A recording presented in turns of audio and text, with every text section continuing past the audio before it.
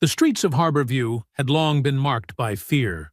Gang tags on brick walls, sirens echoing through the air, and young men convinced they owned the block. When Marcus Carter locked up the rec center with his younger sister Nia at his side, Dre Mather's crew saw easy prey, a devoted coach and a woman they dismissed as powerless.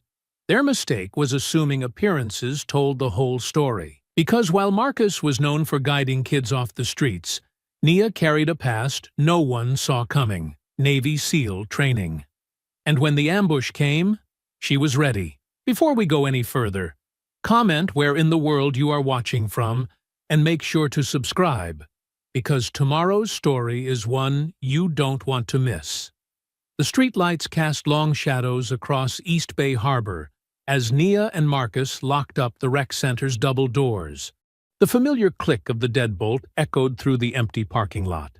Inside, the smell of rubber soles and fresh paint still lingered from the afternoon's youth basketball practice. "I'm telling you, that little Jerome's got natural talent," Marcus said, tucking the keys into his jacket pocket. His warm laugh carried through the cool evening air. "Reminds me of you at that age, all focus, no quit." Nia smiled, adjusting her backpack strap. "The way he handled that defensive drill today? Kid's got heart." She watched her brother's face light up the way it always did when talking about his students. Teaching these kids meant everything to him. But something felt off tonight. The neighborhood held its breath, like a storm about to break. Fresh gang tags marked territory on brick walls, crude crowns and threats in sharp red paint. A police cruiser crawled past for the third time, its occupants staring straight ahead as shots echoed in the distance. "Let's cut through the lot," Marcus suggested, nodding toward the industrial shortcut they often used.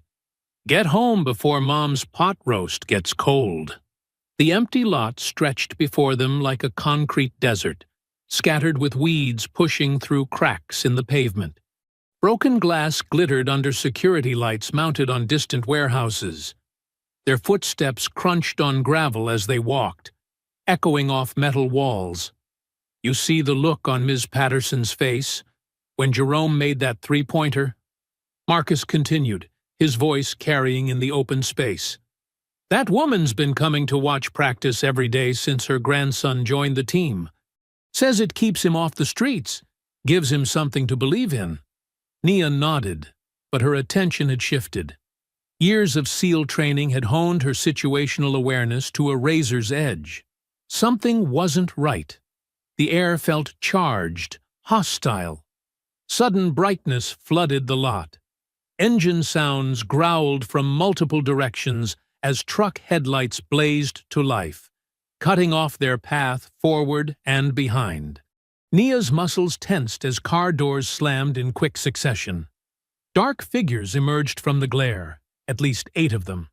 The gang's colors were obvious: red bandanas, gold chains, attitude thick as armor. Their leader stepped forward, phone held high to capture whatever came next. Well, if it ain't the community hero and his little sister," one called out, voice dripping with mock respect. "Teaching our kids to play ball instead of learning their real place." Marcus stepped slightly forward, shoulders square. "We don't want any trouble here." "Too bad trouble wants you," another shot back. "Time to clean up the block. Show everyone what happens when people don't take a hint and move along." The racial slurs that followed hit like physical blows. Nia's jaw clenched as she recognized faces from around the neighborhood. Young men she'd seen growing up, now twisted with manufactured hate and false bravado. "Your kind ain't welcome here no more," the leader announced, playing to his phone's camera. "Harborview's getting an upgrade, and you ain't in the plans." Nia's combat-trained mind rapidly assessed the situation. The ambush was too well coordinated to be random. The phone's recording, the practiced intimidation. This was a message being sent. They'd been waiting, watching, learning their routine.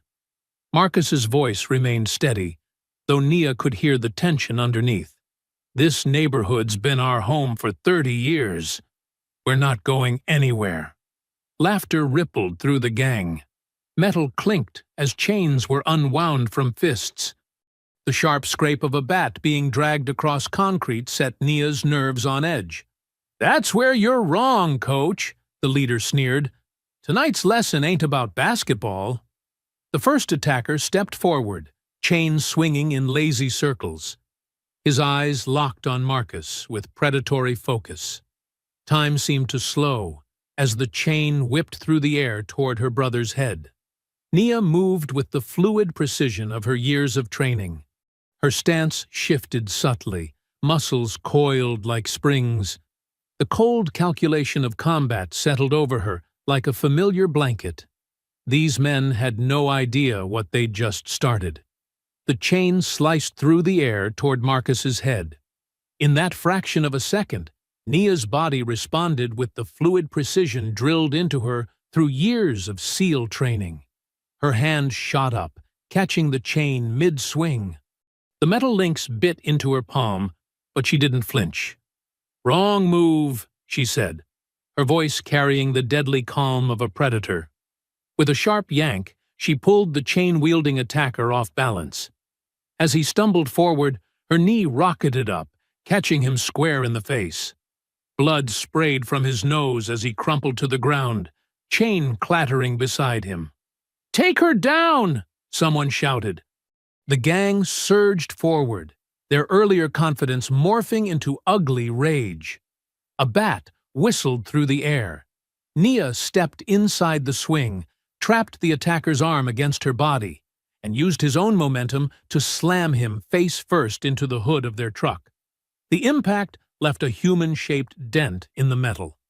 "You don't belong here!" another thug charged, switchblade glinting in the headlights. "This ain't your neighborhood no more." Nia moved like water, deflecting the knife thrust with her forearm. Her elbow crashed into his throat, dropping him to his knees.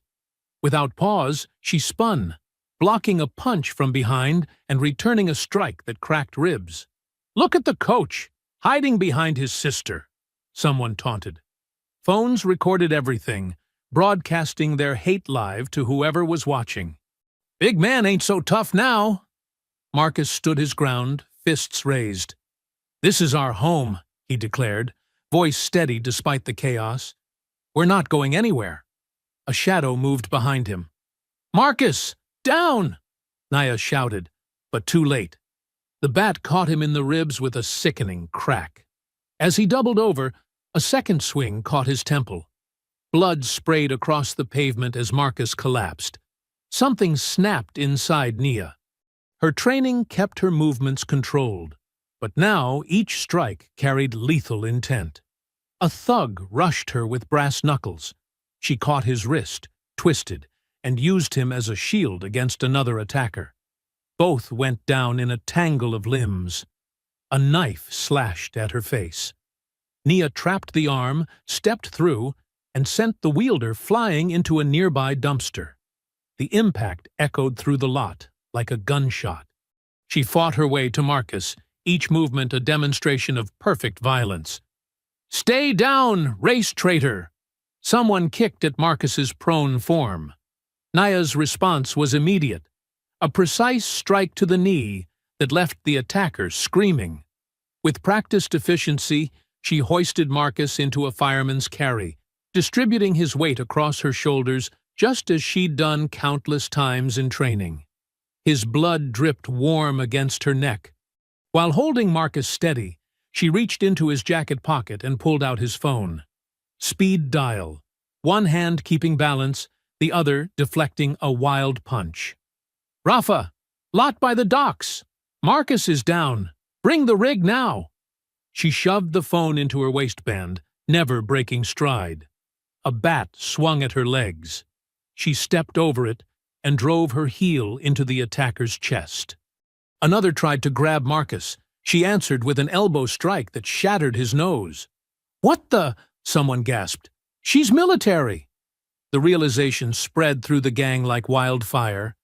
Their coordinated attack dissolved into hesitation and backward steps. Nia pressed forward, one arm securing Marcus, the other dealing precise devastation to anyone who came close. A chain wrapped around her ankle. She rotated with the pull, using the momentum to kick another attacker in the jaw. The sound of teeth clicking together cut through the night air. "This ain't what we signed up for," one of them muttered, backing away. Others followed, but their phones kept recording, broadcasting their humiliation to whoever had ordered this attack. Nia's breath remained steady as she carried Marcus across the lot. Each step was measured, powerful, her body compensating for his weight with trained precision. Blood and sweat mingled on her skin, but her expression remained carved from stone. Red and white lights suddenly flooded the scene as Rafa's ambulance screeched to a halt at the lot's edge. The emergency lights painted everything in surreal colors, reflecting off the broken glass and scattered weapons. Nia crossed the final distance in long strides, her body showing no sign of fatigue despite the fight and Marcus's weight. Rafa jumped out of the driver's seat, his experienced hands already reaching for Marcus as Nia carefully lowered him. Only when Marcus was secure in Rafa's care did Nia turn back toward the gang. Her stance remained combat-ready, shoulders squared, hands loose and prepared. Blood, both hers and theirs, marked her knuckles. The attackers stood frozen, phones still recording, as the truth sank in. They had expected an easy target, a simple intimidation. Instead, they'd found something else entirely. The words hung in the air like smoke. "She's not a victim. She's a soldier." The fluorescent lights of Harbor View General cast harsh shadows across Marcus's bruised face as he lay still in the hospital bed. Monitors beeped steadily, tracking his vital signs. Nia stood at the window, her body tense despite her exhaustion. Her knuckles were wrapped in gauze, but she'd refused further treatment until she knew Marcus would be okay.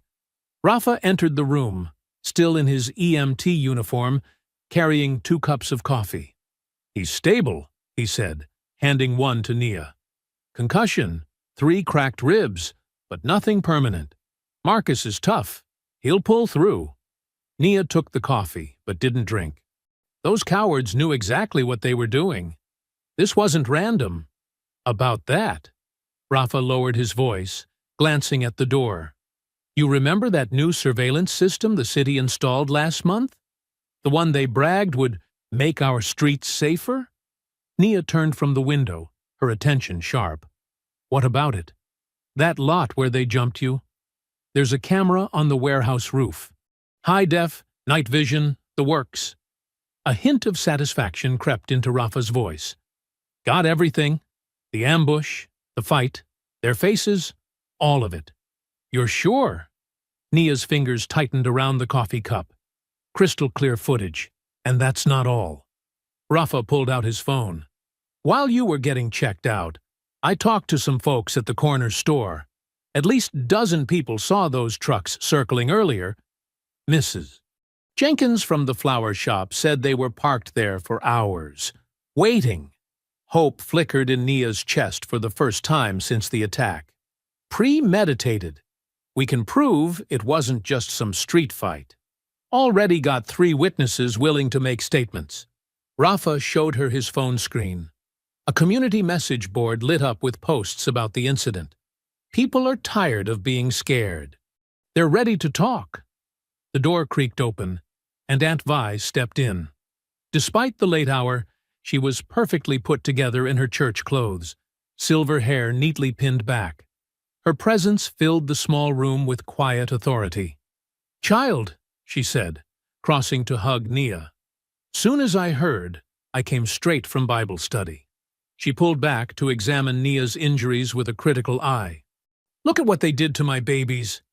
"Vi, we've got them," Nia said, some of her military bearing softening under her aunt's concern. "There's surveillance footage, witnesses." "The camera caught everything," Rafa added. "Clean evidence. They can't deny what they did." Aunt Vi's expression remained grave. She sat in the chair beside Marcus's bed, taking his hand in hers. Child, men like them don't fear cameras. They fear the ones who use them. What do you mean? Nia asked, though something in Vi's tone made her stomach tighten. Those cameras? Vi shook her head. They only see what certain people want them to see. Been that way since they put up the first traffic light in Harbor View. This is different, Nia insisted. It's not just the footage. People are speaking up. Because of you, Vi said.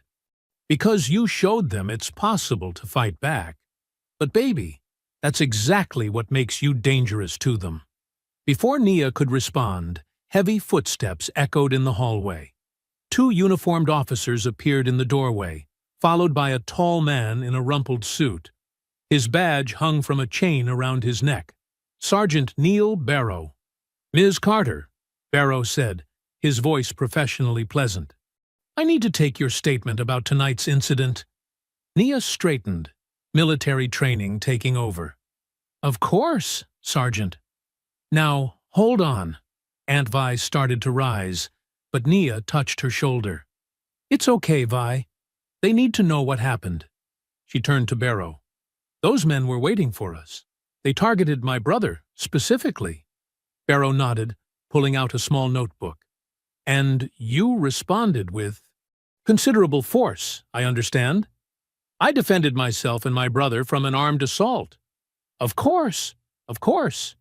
Barrow's pen scratched across the paper. Several of the other participants are being treated for serious injuries. Broken bones, concussions. They attacked us with chains and bats, Rafa cut in.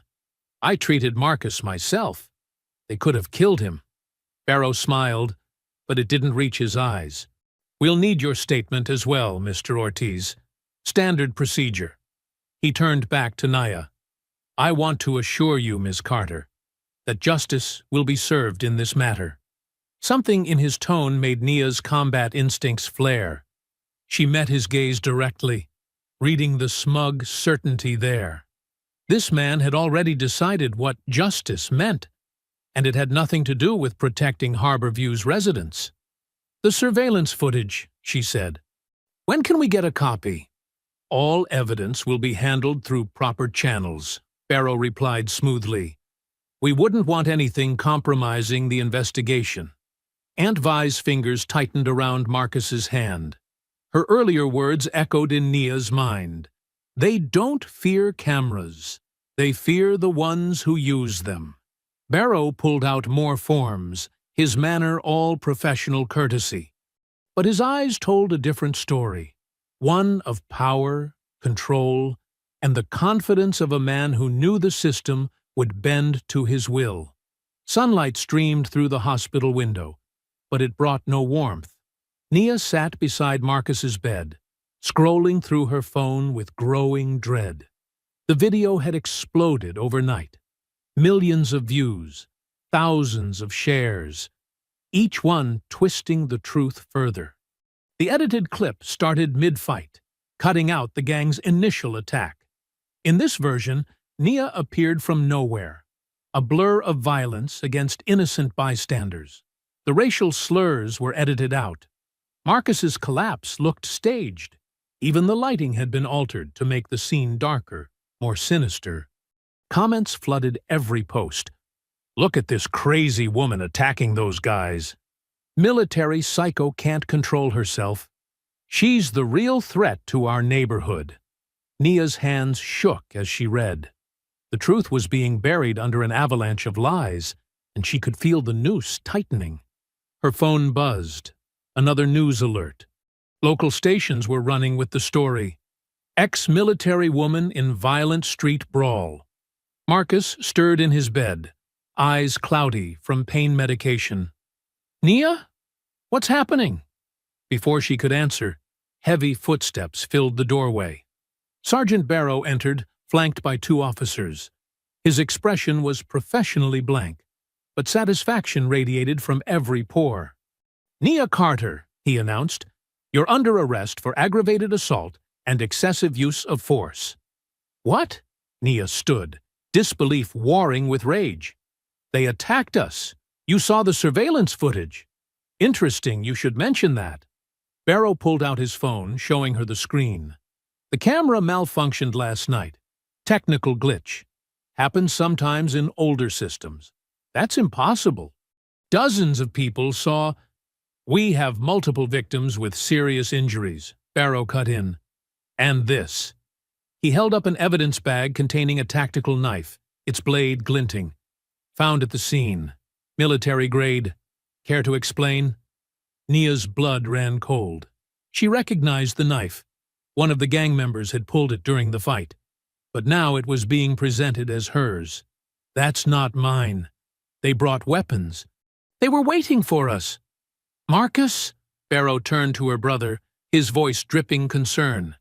Can you tell us what happened before the altercation?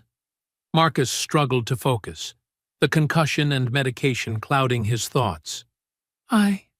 We were walking. Everything's fuzzy. He pressed a hand to his bandaged head. Take your time, Barrow said smoothly, though the video seems pretty clear about who started the violence. That video is edited. Nia's military composure cracked. You know it is. Miss Carter, please lower your voice. This is a hospital. Barrow nodded to his officers. Cuff her. Don't touch my sister. Marcus tried to sit up, but pain flashed across his face. Stay still, brother, Nia said, forcing calm into her voice. She held out her wrists, chin high, refusing to give Barrow the satisfaction of resistance. I'll be okay. The cuffs clicked shut. Barrow read her rights with meticulous precision, each word a nail in the coffin of truth. As they led her out, she caught glimpses of hospital staff watching, their faces a mix of fear and judgment. The doctored video had done its work. In the police car, Nia's mind raced. The gang's preparation, the edited footage, the conveniently malfunctioning camera, Barrow's immediate appearance. This was coordinated, professional. Someone with power wanted her brother silenced and her credibility destroyed. At the station, they took her fingerprints and photos. Her military ID drew sneers from the booking officers. Think you're tough, huh? One muttered. Not so special now. They placed her in a holding cell, alone. The concrete walls pressed in, but Nia's thoughts weren't on her confinement. She was piecing together the pattern. Marcus's work at the rec center, keeping kids away from gangs, his scheduled speech at City Hall about neighborhood development, the targeted assault, the manufactured evidence. A legal aid lawyer appeared briefly, looking harried. With the video evidence and victim statements, they're pushing for maximum charges. Bail hearings tomorrow. Those victims were trying to kill my brother, Nia said flatly. That's not how it looks online. The lawyer shuffled papers nervously. Maybe we can argue temporary mental stress, PTSD from your service. No. Nia's voice could have cut steel. I'm not playing into their narrative. I know exactly what I did, and why. The lawyer left, promising to look into options. Nia stood at the cell bars, watching the station bustle. Officers avoided her gaze. Phones buzzed with social media alerts. Her face was everywhere, branded as a violent aggressor. Through the window, she could see Harbor View's streets, her neighborhood, her home, the place Marcus had dedicated his life to protecting. Now, they were both being painted as threats to the very community they served. In the quiet of her cell, Nia whispered the truth she'd realized. They knew who I was. This isn't random. Her voice hardened with certainty. This is war. The words hung in the air, a soldier's promise. Her SEAL training had taught her to recognize coordinated attacks, to see through deception, to understand when a firefight was really part of a larger battle. This wasn't about one night or one fight. This was about power, control, and who got to decide Harbor View's future. The late afternoon sun cast long shadows across Aunt Vi's front porch as Nia climbed the worn steps. Her shoulders ached from the hard jail cot, but the pain was nothing compared to the anger burning in her chest. The church bells rang in the distance, a sound that usually brought peace to Harborview, but today felt like a warning.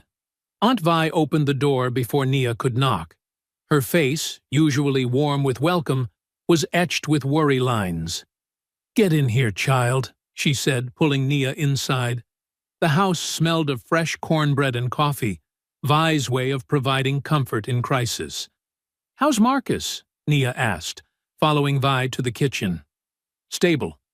Doctor says the concussion's serious, but he's tough." Vi poured 2 cups of coffee, her hands steady despite her obvious distress. "Like his sister." Nia accepted the cup, but couldn't drink. "They're saying I started it, that I'm unstable, dangerous." "Baby, they've been saying things about us since before you were born." Vi's voice hardened. "But this time, it's not just talk. This is calculated." She walked to a drawer and pulled out a thick manila folder. "While you were locked up, I made some calls. Talked to people who remember things others want forgotten." Vi spread papers across the kitchen table. Zoning notices, development permits, city council minutes. And at the center, a glossy flyer that made Nia's blood boil. Dre King Mather, the gang leader, standing shoulder to shoulder with Councilman Roy Halverson at a community renewal rally. Marcus was gathering testimony, Vi explained, tapping the documents. All these longtime residents being pushed out, mysterious fires in old buildings, gang activity spiking whenever someone speaks up. He was building a case to present at City Hall next week. Nia's hand tightened around her coffee cup. The attack wasn't random. Far from it. Vi pulled out more papers. "Look at these property records. Every time Dre's crew terrorizes a block, developers swoop in to buy. And guess who's on the zoning board approving every sale?" "Halverson," Nia growled. "That man's been selling Harborview piece by piece." Vi's voice trembled with rage, using thugs to clear the way, then calling it urban renewal. Marcus was about to expose it all. Nia studied the flyer. Halverson's smile was practiced, political. But Dre's grin was predatory. A wolf in designer clothes. They're working together. The gang creates fear, drives people out. Then Halverson's developer friends buy up everything cheap, Vi finished. Been happening all over the city. But Harborview was fighting back. Thanks to Marcus. And now they're trying to silence him. Nia stood, pacing the kitchen. "Frame me to discredit us both. They underestimated you, though." Vi's eyes sparked with pride. "Thought you were just another victim they could scare off. Didn't know they were picking a fight with a seal. Doesn't matter what I am if they control the story." Nia gestured at her phone. "That video is a lie," Vi cut in. "And lies can be exposed." She walked to her living room window, gesturing at the neighborhood beyond. "Look out there. Every porch, every stoop. Those are our people. They know Marcus. Know what he stands for. What you both stand for." Nia joined her at the window. The street was quiet, but she could feel the tension in the air. More gang tags had appeared overnight. Windows were boarded up. Fear was doing its work. "They won't stop with Marcus," Vi said softly. "Won't stop until Harborview is broken. Until we forget who we are. I won't let that happen." Nia's voice was steel. "Marcus dedicated his life to this place, to these kids. I won't let them erase that." Vi touched her arm. "You've got training they don't expect, but they've got money, power, connections. This isn't a fight you can win with fists alone. Then I'll fight it every way I can." Nia gathered the documents, memorizing names and dates. If they want to play with paperwork and propaganda, fine. But they should have thought twice before putting their hands on my brother. Through the window, smoke rose from somewhere in the distance. Another accidental fire clearing the way for development. The sight of it against the darkening sky made Nia's jaw clench. Marcus always said Harborview was worth fighting for. Vi murmured. Worth dying for if it came to that. It won't, Nia said firmly. I didn't survive 3 tours just to watch criminals in suits destroy my home. She stared at the burned skyline, at the neighborhood fighting for its soul. The same streets where Marcus taught kids to dribble basketballs instead of running drugs. Where Vi's church fed families when jobs disappeared. Where generations had built something worth protecting. If they want a war, Nia said, her voice cold and certain, they've picked the wrong damn soldier. The church basement smelled of old hymnals and coffee as Nia stood before 20 nervous faces. Folding chairs creaked. Fluorescent lights hummed overhead. These weren't soldiers. They were shop owners, grandmothers, teenagers who'd grown up on these streets. But the determination in their eyes matched any unit she'd served with. First rule, Nia said, holding up her phone, is distance and documentation. You see trouble. You record from a safe spot. No heroes. She looked directly at a teenage boy who'd been bragging earlier about confronting gang members. Your job is to gather evidence, not engage. Mrs. Johnson, who ran the corner store, raised a trembling hand. But what if they see us filming? That's why we work in pairs. Nia gestured to Marcus, who stood by the wall despite his bruised ribs.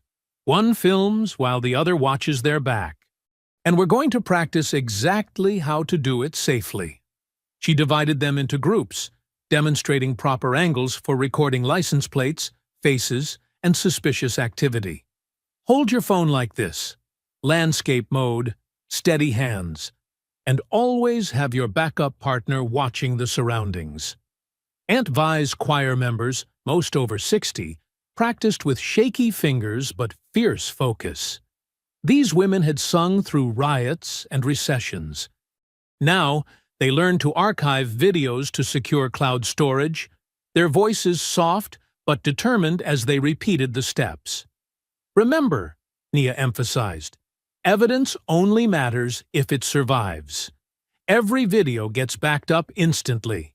She showed them apps that would automatically upload footage even if their phones were grabbed or broken. 3 copies minimum, your phone, the cloud, and shared with our secure group. Marcus limped between the groups, offering gentle corrections and encouragement.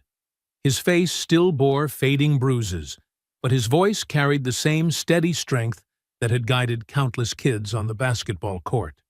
Don't forget to narrate what you're seeing, he reminded them. Time, date, location. Speak it clearly while recording.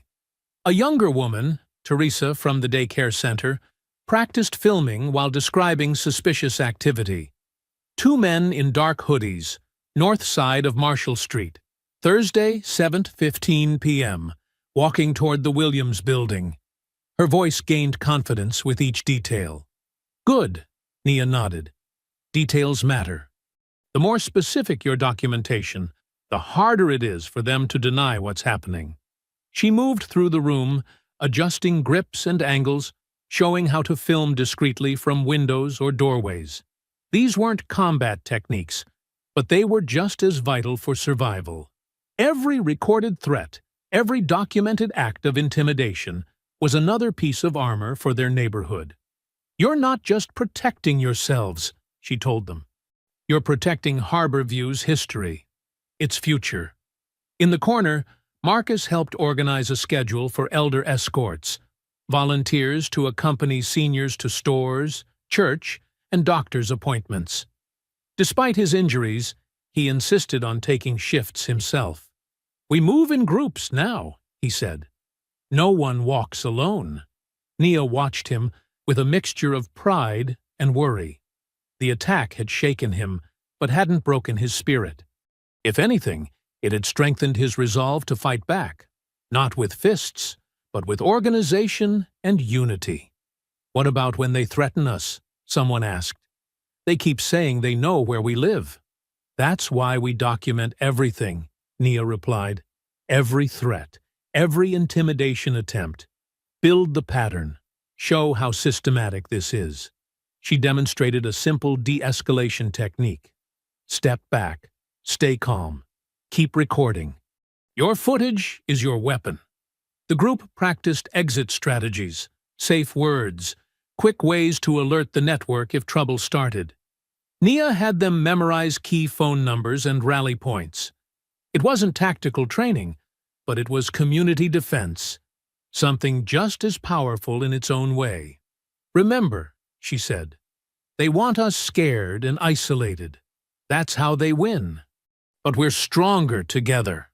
Aunt Vi's voice rose from where she was helping elderly members practice with their phones.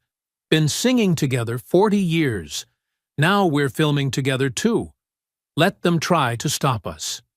The determination in the room was palpable. These people had watched their neighborhood slowly poisoned by fear. Now they were learning to fight back, not with violence, but with visibility and solidarity. Marcus spoke up from his corner. Every time they push, we document. Every threat, every act of vandalism, every accident that drives people out. We build the evidence they can't ignore. Nia moved to the old chalkboard at the front of the room. The surface was worn from years of Sunday school lessons, but the chalk still wrote clear and white as she spelled out 2 words: Harbor Watch. The room fell quiet, watching her. That's who we are now, she said, underlining the words.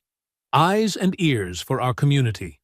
Watching, documenting, protecting. Not with fists or weapons, but with truth. She looked at the faces before her. Shopkeepers, grandmothers, teenagers, choir members. Not soldiers, but defenders in their own right. Each one learning to stand a little taller, to look fear in the eye, and hold up a phone instead of backing down. Harbor Watch, Marcus repeated softly. Others echoed it, the words spreading through the basement like a prayer. Nia stepped back from the chalkboard, those 2 simple words gleaming in the fluorescent light. She wasn't building an army. She was building resistance, teaching her community to fight back with facts instead of force, to shine light into every dark corner where corruption tried to hide. Again, she said, let's practice one more time. Show me how you'll document what's happening to our home. The evening sun cast long shadows through the rec center windows as Nia watched Marcus sort through paperwork at his desk. His bruises had faded to yellow, but exhaustion still lined his face. The sound of squeaking sneakers echoed from the gym where Coach Tony, Marcus's assistant of 3 years, ran drills with the youth team. You should be resting, Nia said, leaning against the doorframe. Marcus managed a tired smile. Can't. Got to figure out how we're keeping the lights on with all these safety inspections they keep throwing at us. A commotion from outside drew their attention. Through the office window, they saw 3 of Dre's men lounging by a black SUV in the parking lot. But what made Nia's blood run cold was the sight of Coach Tony walking toward them, looking nervously over his shoulder. What's he doing? Marcus stood, confusion clouding his features. They watched as Tony reached the SUV. Money changed hands. Thick envelopes passed between tinted windows. Tony's shoulders hunched as he stuffed something into his jacket. No, Marcus whispered. He wouldn't. But Nia was already moving. She slipped out the side door, using the shadows of the building for cover. Years of SEAL training made her footsteps silent as she circled behind the SUV. Schedule's the same, she heard Tony say. They always walk through the lot after closing on Thursdays. Marcus trusts me with all the routines. Marcus appeared at the rec center door, his face ashen. Tony? The assistant coach spun around, dropping papers that scattered in the evening breeze. Nia snatched one before it could blow away. It was a printed schedule, Marcus's daily routines, carefully annotated with times and routes. The SUV peeled out, leaving Tony standing alone as Marcus limped toward him. How long? Marcus asked, his voice cracking. How long have you been selling us out? Tony's facade crumpled. Marcus, you don't understand. They offered me a position, real money, benefits. When the new development goes up, I'll be running their corporate wellness center. You set us up. Nia's voice was ice. That night in the lot, you told them exactly when we'd be there. They said they'd just scare you off, Tony protested. Nobody was supposed to get hurt. But you need to face facts. This neighborhood is changing. Either get on board or get out of the way. Marcus staggered like he'd been hit again. Those kids in there trust you. Their parents trust you. I trusted you. And what do I have to show for it? Tony shot back. A part-time coaching job? Food bank groceries? The world's moving on, Marcus. This place is dead. They're just making it official. Nia stepped forward, but Marcus held up a hand. How much? He asked quietly. How much was my life worth? Tony couldn't meet his eyes. $5,000, plus the promise of the new job. Get out. Marcus's voice shook. Get out before I forget everything I ever taught those kids about controlling their anger. They watched Tony hurry to his car, start it with shaking hands, and drive away. The gym had gone quiet. The kids pressed against the windows, watching their assistant coach abandon them. Inside Marcus's office, he sank into his chair, head in his hands. The betrayal seemed to physically weigh on him, bending his shoulders. 3 years, he muttered. 3 years he worked beside me, ate at my table, knew my family. This isn't on you, Nia said firmly. I brought him in. Trusted him with everything, schedules, keys, access to the kids. His voice broke. God, he could have gotten us killed. Nia pulled up a chair, forcing him to look at her. Listen to me. This isn't about your judgment. This is about a system that turns neighbors against each other. That makes people think selling out their community is the only way to survive. I should have seen it. No. Nia's voice was steel. This is exactly what they want. For us to blame ourselves instead of them. Tony's betrayal isn't proof of your failure. It's proof of how deep this rot goes, how desperately we need to fight it. Marcus stared at the scattered papers on his desk. Schedules, budgets, permission slips from parents who trusted him with their children's futures. Maybe Tony's right. Maybe we're just delaying the inevitable. Look at me. Nia grabbed his hand. Remember what Mom used to say? The only thing evil needs to win is for good people to give up. A ghost of a smile touched Marcus's lips. She'd be proud of you, you know. Coming back here, fighting for this place. She'd be proud of both of us, Nia corrected. And she'd tell us this is exactly why they're targeting you. Because you give people hope. Show them they don't have to accept what's being forced on them. Through the window, they could see the kids in the gym, still running drills despite their coach's absence. Still believing in what this place stood for. They thought hurting you would break this community's spirit, Nia continued. They thought buying Tony would prove everyone has a price. But they're wrong. Every betrayal just shows us who's really committed to the fight. Marcus squeezed her hand, his voice barely a whisper. Then, we fight back together. The community center buzzed with tension as people packed every available seat. Folding chairs lined the walls, and still more residents stood shoulder to shoulder in the back. The air conditioning struggled against the heat of so many bodies, but no one seemed to mind. They were here for justice. Aunt Vi sat in the front row, her Sunday best pressed and perfect, nodding encouragement to Nia, who stood by the projector.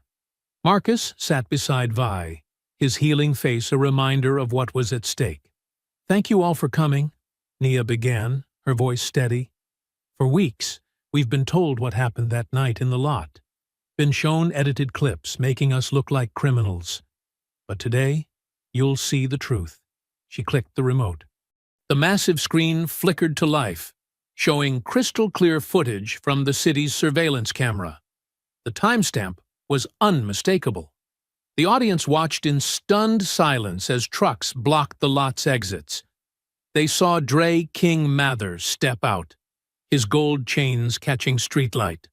His face was clearly visible as he directed his men to surround Marcus and Nia. Someone in the crowd gasped when the first racial slur rang out. The unedited audio captured every hateful word, every threat about cleaning up the neighborhood. "That's my son they're threatening," a woman shouted, pointing at one of Dre's lieutenants. "He coaches Little League." The footage continued, showing the brutal attack. But now everyone could see what really happened. How Nia only fought back after Marcus was struck. How she used minimal force to protect them both.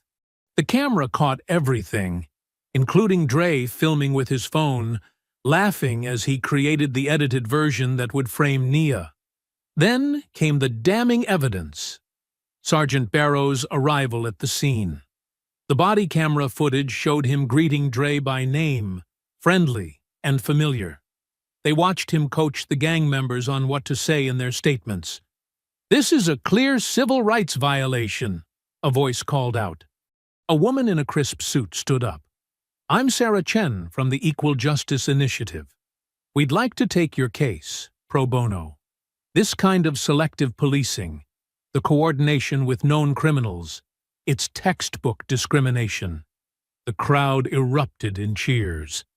Marcus squeezed Nia's hand as phones lit up across the room. People were sharing the truth, spreading it faster than any cover-up could contain. Reverend Wallace, his deep voice cutting through the noise, stood up. "I'm pledging $5,000 from our church fund to support the Carters' legal defense." "The Latino Business Association matches that pledge," shouted Mr. Ortiz from his corner store. "Harbor View Youth Sports will contribute." The pledges kept coming. People were opening their wallets, writing checks on the spot.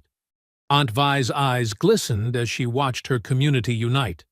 At the back of the hall, Councilman Halverson shifted uncomfortably in his expensive suit. He'd arrived late, probably expecting to witness another neighborhood squabble he could dismiss. Instead, he watched his carefully constructed narrative crumble. Nia continued, her voice stronger. "This isn't just about one attack. This is about systematic harassment, about forcing families from their homes through intimidation and false arrests." She clicked to the next slide. Photographs of Dre meeting with developers, construction permits signed by Halverson himself, police reports showing the stark difference in response times between Harbor View and wealthier neighborhoods. "They thought we wouldn't fight back," Marcus said, standing despite his lingering injuries. "Thought we'd run when they sent their thugs." But Harbor View isn't just buildings. It's people. It's history. It's home. The applause was deafening. People were hugging, crying, pulling out phones to donate what they could. The energy in the room had transformed from anger to determination, from fear to hope. A news crew that had been filming from the corner was already broadcasting live. Their crawler read, "Exclusive: Police corruption and gang collusion exposed in Harbor View development scandal." Sarah Chen was moving through the crowd, collecting statements, building their case. "With this evidence," she announced, "we can file for an immediate injunction against the development project. We can demand a federal investigation into civil rights violations."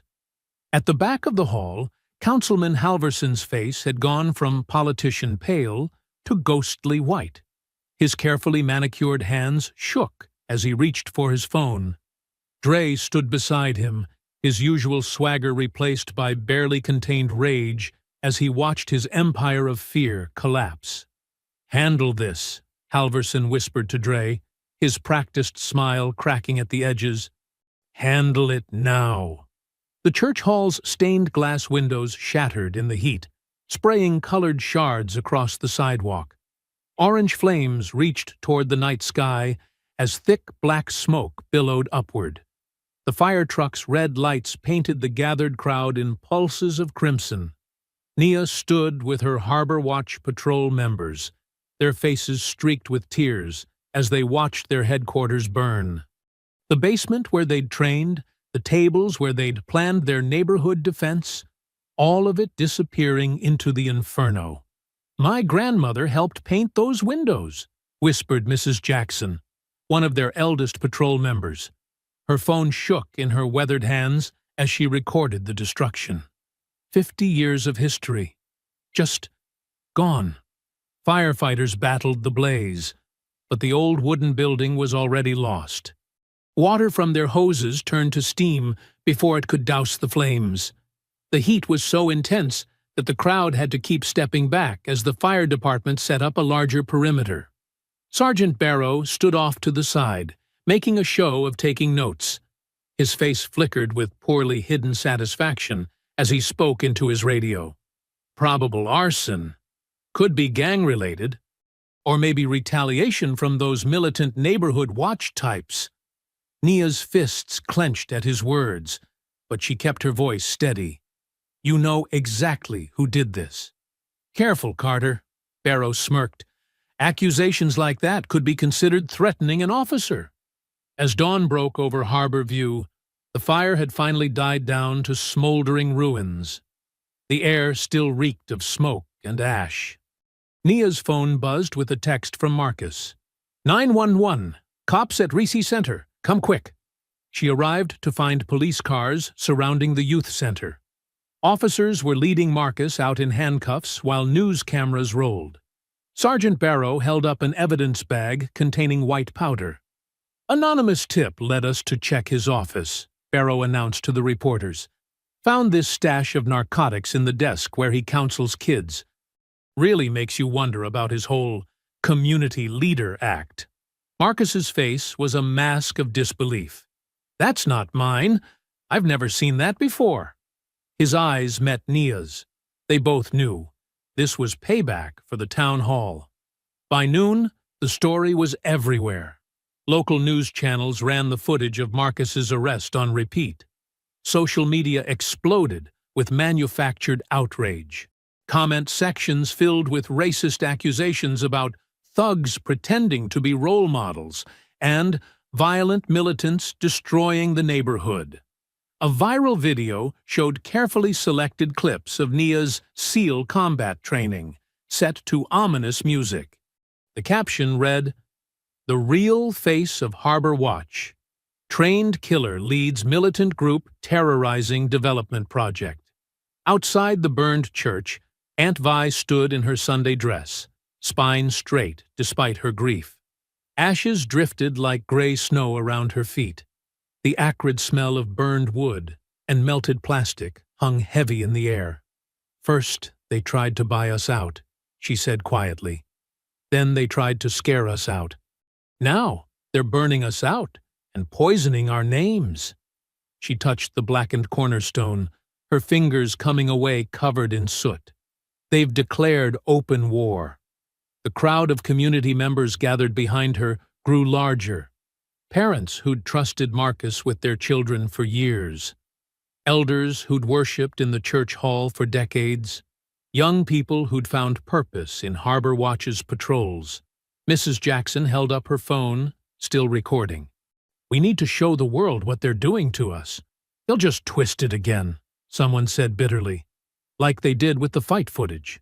Then we'll keep recording until the truth can't be denied," Mrs. Jackson insisted. "Every burnt building, every false arrest, every lie they tell about us. We document it all." Nia surveyed the devastation. The church hall had been more than their headquarters. It was the heart of Harbor View. Generations had gathered here for weddings, funerals, community meetings. Now it was a smoking ruin, and her brother was in jail on fake charges. Rafa arrived with his EMT kit, checking residents for smoke inhalation. "This is getting dangerous, Nia," he murmured as he worked. "They're escalating. Next time, it might not be an empty building they torch." "We knew they'd fight dirty once we exposed them," Nia replied, watching as more news vans pulled up to film the destruction. "But we can't back down now. Harborview is our home. The morning sun climbed higher, illuminating the full scope of the damage. The church hall's roof had collapsed entirely. Charred hymnals and melted chairs littered the ground. The Harbor Watch headquarters sign hung crooked and scorched, a bitter testament to what they'd lost. But as Nia looked at the determined faces around her, she saw something the arsonists hadn't counted on. Each act of destruction, each false accusation, only strengthened their resolve. The community wasn't running. They were getting angry. The vigil began at sunset. Hundreds of Harborview residents gathered in front of the burned church hall, holding candles that pushed back the growing darkness. Their flames formed a river of light down the block, a defiant answer to the arson that had tried to break their spirit. Marcus stood at the front, his face still bruised, but his voice strong as he led the crowd in, "We shall overcome." The false drug charges hadn't stuck. The community had rallied to post his bail within hours. Now he represented everything the developers feared: unity, resilience, hope. Nia scanned the crowd from her position near the church steps, watching for threats. The peaceful gathering made her uneasy. Too many people packed together, too many blind spots between the buildings. Her SEAL training screamed that this was the perfect setup for an attack. A police cruiser rolled by slowly, Sergeant Barrow at the wheel. He locked eyes with Nia and smiled. That smile sent ice through her veins. The first sign of trouble came when several unmarked vans turned onto the street, engines growling. Before Nia could react, they accelerated toward the crowd. People scattered, candles falling to the pavement. The vans boxed in the gathering from three sides. Doors burst open. Men in dark hoodies poured out, wielding bats and chains. Dre King Mather emerged last, his gold chains glinting in the streetlights. "Touching ceremony," he called out, his voice dripping with mock sympathy. "But Harborview's future can't wait for your little protests." Nia pushed through the panicked crowd, trying to reach Marcus. But police cars suddenly appeared, sirens wailing, cutting her off. Officers jumped out with weapons drawn, all pointing at the vigil participants, none at Dre's men. "Everyone on the ground!" Barrow shouted through a megaphone.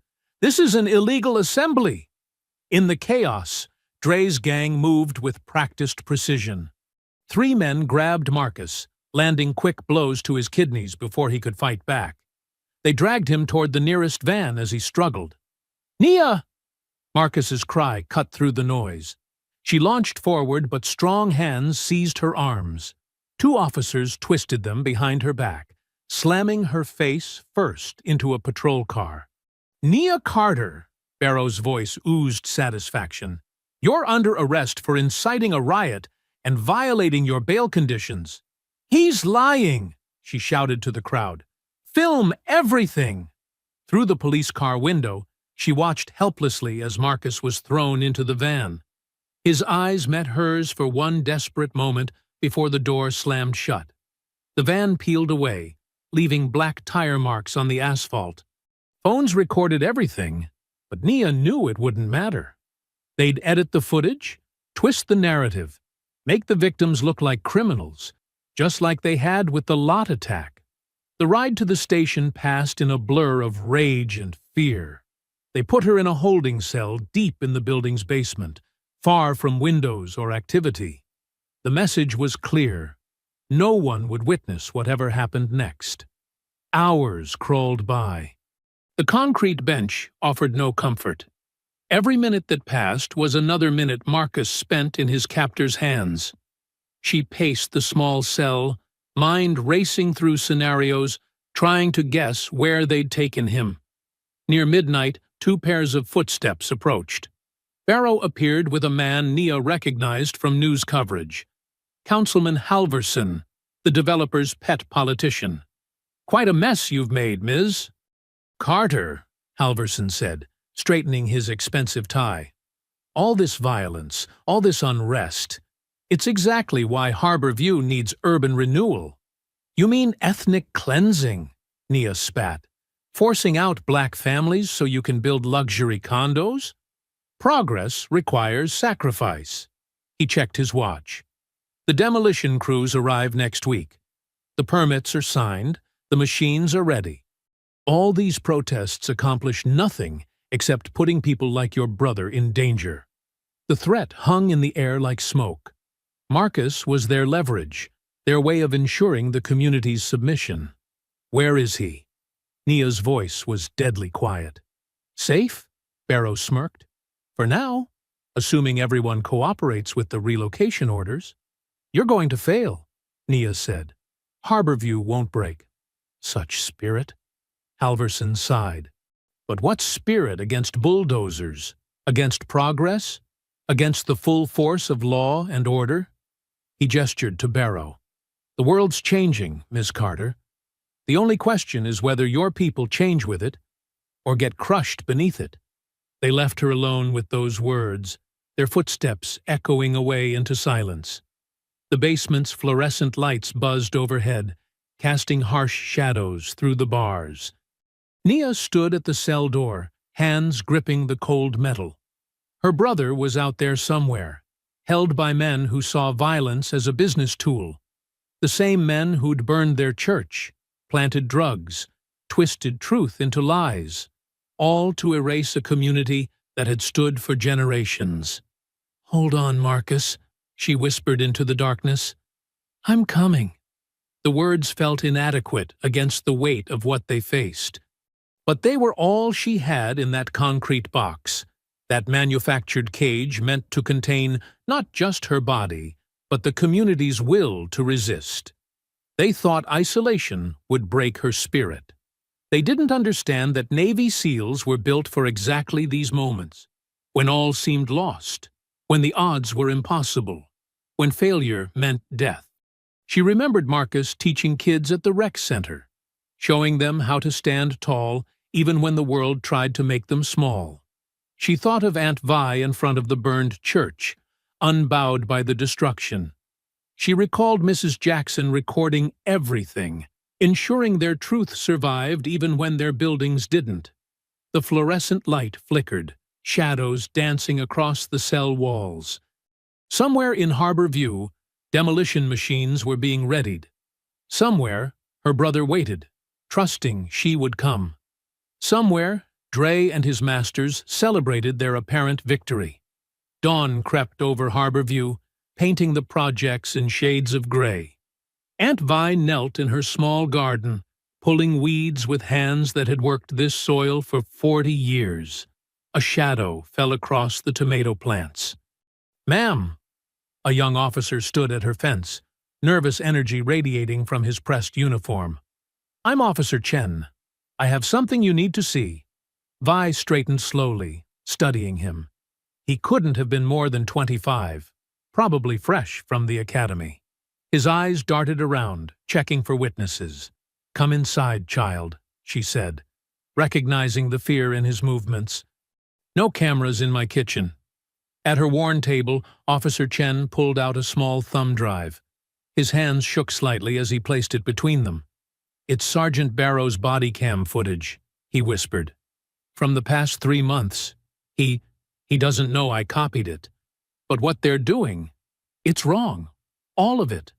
Vi's weathered fingers closed around the drive. You're risking everything bringing this to me. My father came here from China with nothing, Chen said. Worked at the docks for 30 years. These developers, these gangs, they're destroying communities just like the ones that gave my family a chance. I took this badge to protect people, not help crush them. Vi made him tea, listened to him detail what was on the drive. Barrow meeting with Dre, coordinating arrests, planning the church fire. Hours of corruption captured in high definition. Get this to my niece, Vi said. She'll know what to do. An hour later, Vi walked into the police station, straight to the front desk. Her church choir followed, filling the lobby with their presence. They began to sing. Old spirituals that echoed off the walls, voices raised in harmony that demanded attention. While the desk officers tried to control the situation, Officer Chen slipped down to the holding cells. The key turned quietly in Nia's lock. "Your aunt sent me," he whispered, pressing the thumb drive into her palm. "Everything's on here. Barrow's whole operation." Nia's fingers closed around the small device, a digital key that could unlock justice. "Thank you," she said softly. "Now, get out of here before they connect you to this." She emerged from the basement to find the station in beautiful chaos. The choir's voices filled every corner, making it impossible for the officers to coordinate. Vi stood at the center, conducting with raised hands, her face serene. "You can't hold my niece without charges," Vi announced between verses. "Not while we're here witnessing." Barrow appeared, face red with fury. But with 30 pairs of eyes recording on phones, he couldn't risk making a scene. "Release her," he growled to the booking officer. "But this isn't over." "No," Nia said as she walked out, the thumb drive burning in her pocket. "It's just beginning." She found Rafa waiting in his ambulance around the corner. His medical bag was packed with extra supplies, bandages, splints, everything they might need. But more importantly, he had his laptop and a mobile hotspot. "I've got signal boosters," he said, pulling out equipment. "Whatever we stream, it'll go out clear and strong. No way they can shut it down." They drove to Aunt Vi's house, where Nia quickly reviewed the footage.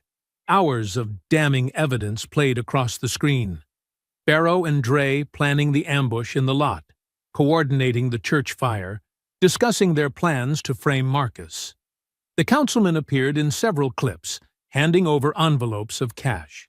"We need to hit them where they're strongest," Nia said, plugging the drive into Rafa's laptop. "Right in their own territory, where they think they're untouchable." "The warehouse district," Rafa nodded. "That's where they took Marcus. My cousin works security there. Says Dre's been running operations from the old cement factory." Nia pulled up satellite maps on her phone, studying approaches and exits. Her SEAL training kicked in, analyzing angles, cover, tactical advantages. The factory was their fortress, but every fortress had weaknesses. "We'll need a distraction," she said. "Something to draw attention while we get into position." Vi smiled. "Leave that to us. My choir's ready to take our songs right to their doorstep. Let them try to explain attacking elderly church ladies on camera." Nia changed into dark tactical gear, strapping on a protective vest under her jacket. She checked her non-lethal equipment: zip ties, smoke canisters, flashbangs legally purchased for training purposes. Everything designed to disable without permanent harm. "The live stream goes up the moment we arrive," Rafa said, testing the connection. "Multiple angles, backed up to secure servers. Whatever happens, the whole world will see it in real time." "Good." Nia's voice was steady as steel. "Dre and his masters love putting on shows. Let's give them an audience they can't control." She thought of Marcus, probably beaten and bound in that warehouse. Thought of their community, living under the shadow of corruption and violence. Thought of all the lies that had been used to paint them as criminals in their own home. The sun was setting as they loaded the last of the gear. Vi's choir members were already gathering, their voices warming up with hymns of freedom and justice. Phones and cameras were charged, ready to document everything. "You're sure about this?" Rafa asked quietly. "Once we start streaming, there's no going back. They'll have to respond with everything they've got." Nia checked her equipment one final time, movements precise and controlled. Each piece had its purpose, each action part of a larger plan. Just like her SEAL operations, but this time she was fighting for her family, her home, her people's right to exist, without fear. "This time, no one walks away clean," she said, her voice carrying the weight of absolute certainty. Industrial floodlights cast harsh shadows across the construction yard, turning everything into stark blacks and blinding whites. Marcus slumped in a metal chair at the center, ropes cutting into his arms and chest. Blood trickled from his split lip, but his eyes burned with defiance. Dre's men circled him like vultures, taking turns shoving the chair and laughing. Their phones recorded everything, streaming Marcus's humiliation live to their followers. Construction equipment loomed in the background, cranes and bulldozers waiting to tear down Harbor View. "Your sister ain't coming," one thug taunted, yanking Marcus's head back by the hair. "She's locked up tight where she belongs." "Maybe we should send her pieces of you," another suggested, flicking open a knife. "Show her what happens when—" A figure stepped into the light. Nia stood alone at the yard's entrance, wearing simple dark clothes, no visible weapons. Her stance was relaxed, but perfectly balanced, the way a tiger looks casual before it strikes. Laughter erupted from the gang. They nudged each other, pointing and recording. "Look what we got here! Little girl trying to play hero. What you gonna do, sweetheart? Call the cops?" "Nah, she too stupid to be scared. Guess we gotta teach her proper." Nia's eyes swept the scene with military precision, cataloging threats and positions. 20 men, various weapons, Marcus at center. Multiple angles of attack. Poor cover except for the construction materials. "Last chance," she called out, voice carrying across the yard. "Let him go, and you all get to walk away." The gang howled with mockery. One of them swaggered forward, swinging a length of chain. "What's a little black girl gonna do against all of us?" He snapped the chain for emphasis. "You ain't got no gun, no backup. Just you and your big mouth." Nia's hand shot out, grabbing a steel rod from nearby scaffolding. In one fluid motion, she yanked it free and spun it to test its weight. The movement was so swift, so practiced, several thugs stepped back. "Wrong," she said softly. "I've got training you can't imagine." The chain wielder charged. His weapon whistled through the air, but met only empty space as Nia slipped aside. The steel rod flashed, catching him behind the knee. Bone cracked. He went down screaming. 2 more rushed her with baseball bats. Nia moved like water between them, the rod becoming a blur. One bat splintered. An elbow strike crushed a nose. A sweep took out legs. In seconds, both attackers lay groaning. The remaining gang members spread out, suddenly wary. This wasn't the easy victim they'd expected. The way she moved, the precision of her strikes. This was something else entirely. "She fights like military," someone shouted. Dre pushed through his men, face twisted with rage. "She's a damn SEAL, a Navy SEAL fighter." Shock rippled through the group. Phone cameras lowered as reality sank in. They'd expected to terrorize a civilian. Instead, they'd walked into a trap. Nia advanced, each step measured and deadly. The rod hummed as she spun it, creating a defensive circle. 3 more thugs tested her guard. 3 more hit the ground, clutching broken limbs.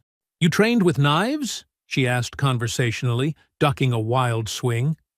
"I trained with SEAL Team 6. The rod cracked against a kneecap. "You learned to fight in alleys?" She disarmed a knife wielder with surgical precision. "I learned in war zones." Blood spattered concrete as she systematically dismantled their attacks. Every move was controlled, calculated to disable without killing. The yard filled with the sounds of combat. Impact of metal on bone, grunts of pain, bodies hitting ground. Marcus watched in awe as his sister moved through Dre's men like a force of nature. The sister who'd carried him to safety that first night was now dealing out justice with terrifying skill.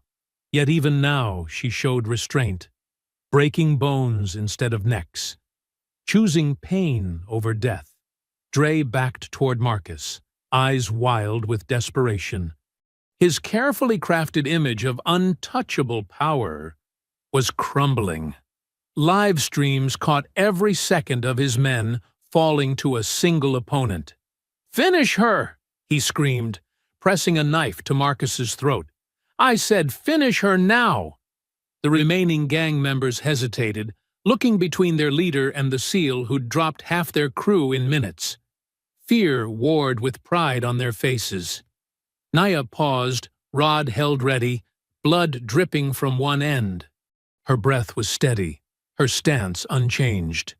She could do this all night. "Your choice," she told the wavering thugs. "But ask yourselves, how many bones you willing to lose for him?" The moment stretched taut as a wire. Marcus felt the knife trembling against his skin. Dre's desperation rolled off him in waves as his authority crumbled in real time. Then the floodlights caught movement on the warehouse roof, dark figures taking position. Reinforcements had arrived. The fight was about to enter a new phase. "Kill her!" Dre shrieked, pressing the blade harder. "Kill this Blood and rain mixed on the concrete as Nia spun into action. She vaulted over a charging attacker, using his momentum to send him sprawling. Her path to Marcus was clear for a precious second. The steel rod whirred through the air, striking Dre's knife hand with surgical precision. He howled, the blade clattering away. "Marcus, roll!" Nia shouted, already moving. Her brother didn't hesitate. He threw his weight sideways, chair and all, just as Nia's boot connected with Dre's chest. The gang leader stumbled back, giving her the space she needed. The rod became a blur as she sliced through Marcus's ropes with controlled strikes, never breaking her defensive stance. Marcus staggered to his feet, shaking out his arms. Blood ran down his face, but his eyes were clear and focused. He snatched up a fallen baseball bat, spinning to stand back to back with his sister. "Just like basketball," Nia said, her voice steady despite the chaos. "Read their movement, anticipate, redirect." "Got it," Marcus growled. "Time for some payback." They moved as one unit. When a thug rushed Marcus with a chain, Nia dropped low, sweeping his legs while Marcus swung high. The bat connected with a meaty thunk. Another attacker tried to flank them, but the siblings pivoted in perfect sync. Marcus going wide to force him back, Nia striking precise and brutal at the exposed knee. "Feel their energy," Nia called out, demonstrating as she caught a punch and used the attacker's own force to slam him into the ground. "Don't fight it, guide it." Marcus was a quick study. When the next gang member charged, he shifted just enough to let the momentum carry past him. The bat became an extension of the movement, adding to the thug's speed until he crashed into a stack of pallets. "There you go." Nia's pride was evident even as she disabled another attacker. "Natural talent." They fell into a deadly rhythm.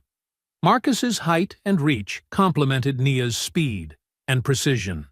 Where he created space with powerful swings, she darted in to strike vulnerable points. When attackers tried to overwhelm them with numbers, the siblings moved like dancers, trading places and targets with fluid grace. Two thugs rushed them simultaneously. Marcus and Nia stepped apart, then back together, trapping their opponents between them. Marcus's bat swept low as Nia's rod struck high. The gang members collapsed in a groaning heap. "Watch this move," Nia said, catching another attacker's wild haymaker. She guided his punch past her, adding a slight twist that sent him spinning. "Redirect. Don't absorb." Marcus mirrored her technique moments later when a knife wielder lunged at him. He slipped aside just as Nia had shown him, letting the attack flow past while adding his own force to the equation. The thug sprawled face first into the concrete. Blood ran from Marcus's split lip, and Nia's knuckles were raw, but they maintained their position. The remaining gang members circled warily, their earlier mockery replaced by genuine fear. They'd expected to overpower a single SEAL. Instead, they faced a brother-sister combat unit moving with devastating efficiency. Dre's face contorted with rage, as he watched his crew being systematically dismantled. He snatched up his fallen knife and charged the siblings with a roar of desperate fury. Nia met his rush with mechanical precision. The steel rod deflected his wild slash, then cracked across his wrist.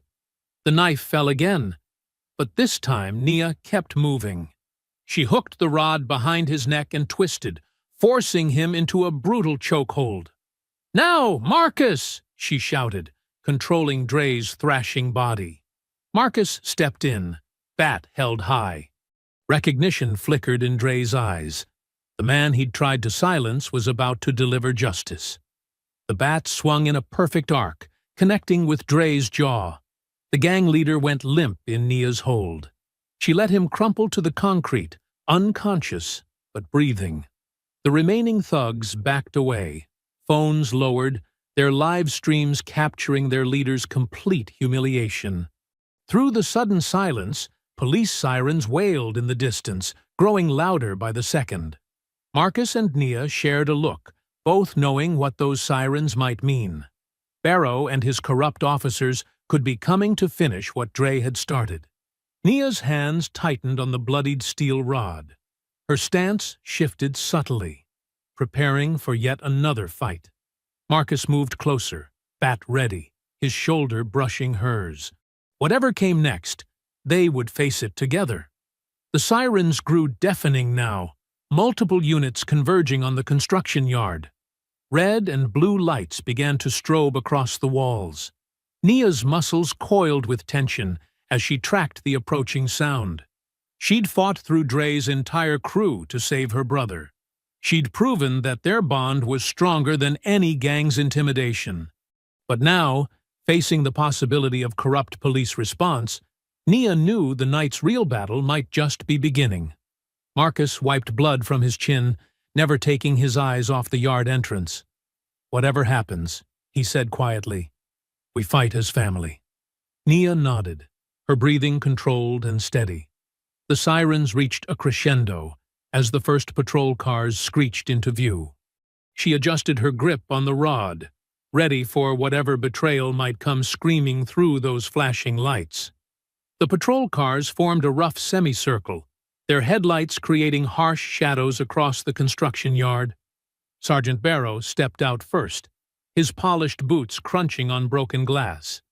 His face was a mask of professional concern, but his eyes gleamed with something darker as he surveyed the scene.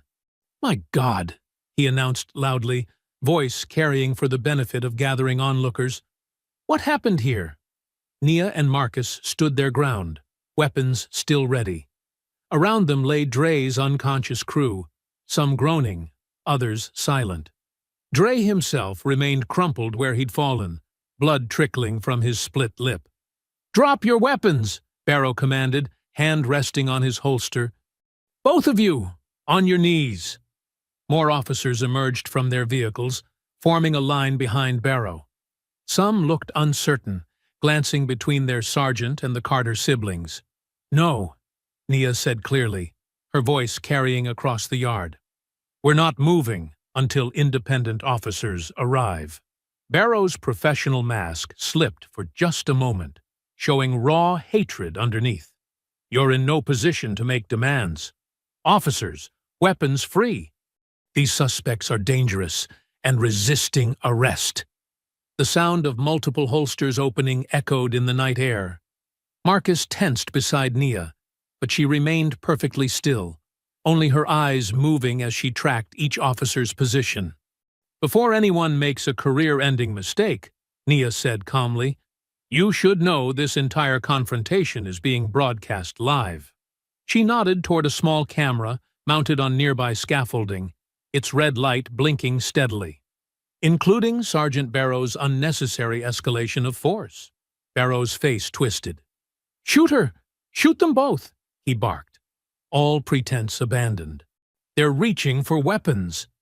Several officers raised their guns, but others hesitated, clearly aware of the camera. One young officer, badge reading Martinez, actually lowered his weapon. "Sir," Martinez said, "they're not reaching for anything. And there are witnesses." I gave you an order, Barrow screamed, spittle flying from his lips. These thugs attacked upstanding citizens. They're violent criminals. Actually, a new voice cut through the tension. We have evidence suggesting otherwise.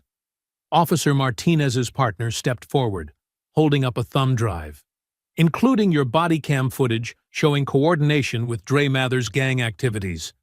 Barrow's hand moved to his gun, but before he could draw, 3 officers tackled him from behind. His service weapons skittered across the concrete as they wrestled him into handcuffs. What is the meaning of this? A new voice boomed across the yard. Councilman Halvorson strode through the police line, his expensive suit incongruous among the tactical gear. I demand to know why officers are restraining Sergeant Barrow. Because we have proof, Councilman, Naya called out. She nodded to Rafa, who emerged from behind a stack of pallets with his phone held high, still streaming. Proof of your collaboration with Dre Mather to terrorize Harborview residents. Proof of Barrow's selective enforcement. Proof of the whole corrupt system. Halvorson's political smile faltered. That's ridiculous. I've always supported urban renewal. You mean forced displacement, Marcus cut in, his voice strong despite his injuries. Working with criminals to drive people from their homes. I would never, Halvorson began. But Rafa had approached with his phone, Mike picking up every word. Then explain this email chain, Rafa said, holding up his screen. Detailing payments to Dre's gang through shell companies. Coordinating pressure campaigns against specific residents. Including the order to target Marcus Carter before his City Hall testimony. Halvorson's face went chalk white. That's taken out of context. Barrow assured me the methods were legal. So you admit to working with Sergeant Barrow? Officer Martinez asked, pulling out a notepad. The councilman seemed to deflate as he realized what he'd said. His eyes darted between the cameras, the officers, and his own words hanging in the air. I want my lawyer, he whispered. More patrol cars arrived, these bearing internal affairs markings. Detective Sandra Chen stepped out, surveying the scene with sharp eyes. Sergeant Barrow, she announced. You're under arrest for corruption, conspiracy, and attempted murder. She turned to the councilman. Mr. Halvorson, you'll be coming with us as well. Officers moved forward with cuffs as Chen continued. We've been building this case for months. Tonight's live stream just gave us the final pieces we needed. They hauled Barrow to his feet. His face was a mask of impotent rage as officers recited his rights. Nearby, other cops were cuffing the still unconscious Dre and his gang members. Halvorson offered his wrists without resistance, his politician's poise finally shattered. Under the harsh construction lights, he looked old and small. Detective Chen approached Nia and Marcus. We'll need your statements, she said. But first, let's get medical attention for those injuries. Nia lowered her steel rod at last, exhaustion seeping into her muscles. Marcus swayed slightly beside her, and she steadied him with a gentle hand. The construction yard had become a sea of flashing lights and official vehicles. Crime scene techs photographed everything while EMTs treated the injured. Through it all, the live stream kept running, ensuring that what happened here couldn't be buried or twisted. Rafa stepped closer, phone still broadcasting. Any words for the viewers? He asked softly. Nia looked at the 3 architects of Harborview's terror, Dre, Barrow, and Halvorson, all in handcuffs under the floodlights. Justice wasn't just served. It was witnessed, recorded, undeniable. The truth always comes to light, she said simply, her arm around her brother's shoulders, no matter how hard they try to bury it. The autumn sun painted Harborview in warm gold, casting long shadows across the fresh pavement of Freedom Court. The new basketball court gleamed, its lines crisp and white against deep blue surfaces. Metal bleachers flanked both sides, already filled with community members dressed in their Sunday best. Nia stood at the edge of the court, a basketball net draped over her shoulder. The scars on her knuckles had faded to pink, but she could still feel the echo of that warehouse fight in her joints. She watched Marcus moving among the crowd, shaking hands and accepting hugs. His limp was barely noticeable now, though he still favored his right side when tired. "Hard to believe it's only been 6 weeks," Rafa said, appearing beside her. He wore clean EMT blues, having just finished his shift. "The trial went faster than anyone expected." "Evidence has a way of speeding things up," Nia replied, thinking of the countless video clips, financial records, and witness testimonies that had buried Dre's gang and their corrupt allies. The gang members had taken plea deals, turning on each other in exchange for lighter sentences. Dre himself got 20 years for orchestrating the violence, his tough guy facade crumbling when faced with federal charges. Several of his lieutenants were looking at decade-plus stretches in prison. Sergeant Barrow had tried to claim he was investigating from the inside, but his body cam footage told a different story. The recordings showed him coaching Dre on how to terrorize residents while avoiding serious charges. He was facing 30 years for corruption, conspiracy, and attempted murder.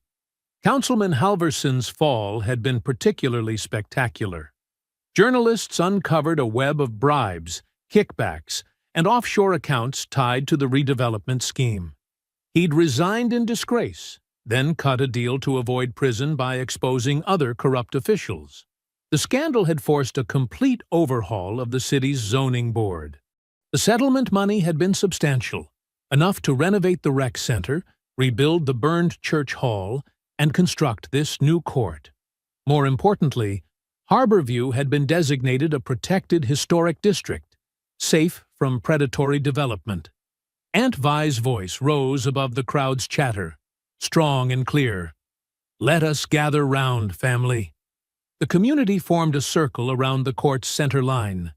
Vi stood in her flowing purple dress, a hand-carved wooden box held carefully in her weathered hands. "In this box," she announced, "are the ashes from our burned hall. Today, we mix them with the soil beneath this court, so our children will always play on ground made sacred by sacrifice." She knelt slowly, her arthritic knees protesting, and scooped a handful of dirt from a prepared hole. The ashes went in, dark and fine, before she patted the earth back in place. "This spot marks the heart of Freedom Court," Vi continued, rising, "where we remember that victory comes not just from strength," she nodded to Nia, "but from unity, faith, and refusing to be moved." Marcus stepped forward, bouncing a basketball. The sound echoed sharp and clean off the fresh backboards. "First game starts in 10 minutes, he called out. "Junior League, show me what you got." Kids scrambled to line up, their excitement electric. Many wore new jerseys donated by local businesses, proper uniforms for the first time in Harborview's youth program history. Nia moved to the nearest hoop, unwrapping the net. The metal links chimed as she threaded them through the rim. This was the same model she'd used in high school, the kind that could withstand maritime air and rough play alike. "You know," Rafa said quietly beside her, "what you did wasn't just about saving Marcus that night. You carried him then, yeah. But in doing that, you ended up carrying all of us. Carried us right through to justice." Nia paused, the last loop of net in her fingers. "We carried each other," she corrected. "Every neighbor who joined patrols, every elder who testified, every kid who refused to be scared away from these courts." She secured the final knot and stepped back. The net swayed slightly in the breeze, catching sunlight like strands of silver. Marcus gathered his first group of players, demonstrating proper shooting form. His voice carried across the court, patient and encouraging as always. Some of these kids had witnessed the warehouse fight, had seen their coach beaten and taken.